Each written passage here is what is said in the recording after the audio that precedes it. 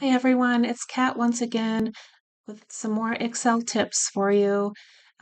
If you saw one of my prior videos, we talked about some product, a way to use that instead of a pivot table so that you're not skipping any months, so that it shows up even if there's no values.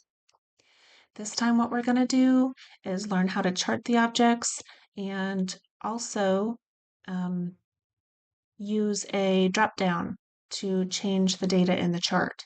So what I've got here is I've got Angela, I've got the number of months and the number of items sold per month. So I'm going to highlight all of that here and I'm going to insert a chart. So you can see that Angela has sold, you know, um, how many items she's sold in each month. In order to make it easier to read instead of having to go over and look at it at the chart, one of the things you can do is click on the line. You can add data labels. Now each individual number is by each individual point on the chart. Also, you can change it so it shows up in bubbles, or you can format it however you'd like.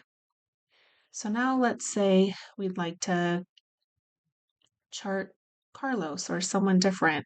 One of the things you could do is copy Carlos's name, paste it down below. You can see that it changes the chart.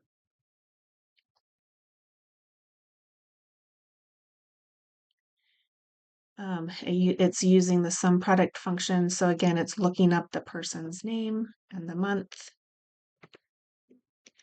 But now we want to just do a drop down. So it's easier instead of having to copy paste or have someone type in their own name, we want to do a drop down. So in this particular cell, we are going to click on data.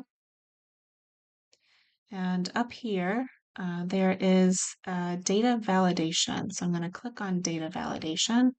We are going to allow a list.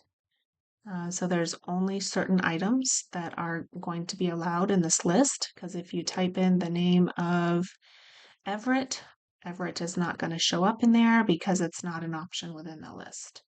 So the source of that list are these four names here.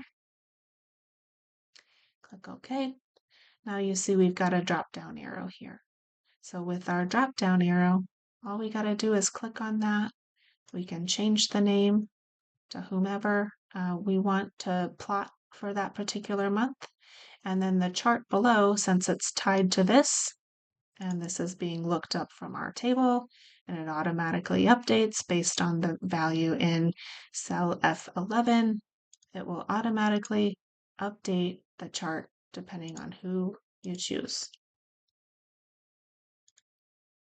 I hope you've learned something today. If you have, please like and subscribe. I would appreciate to hear from you later at some other point in time.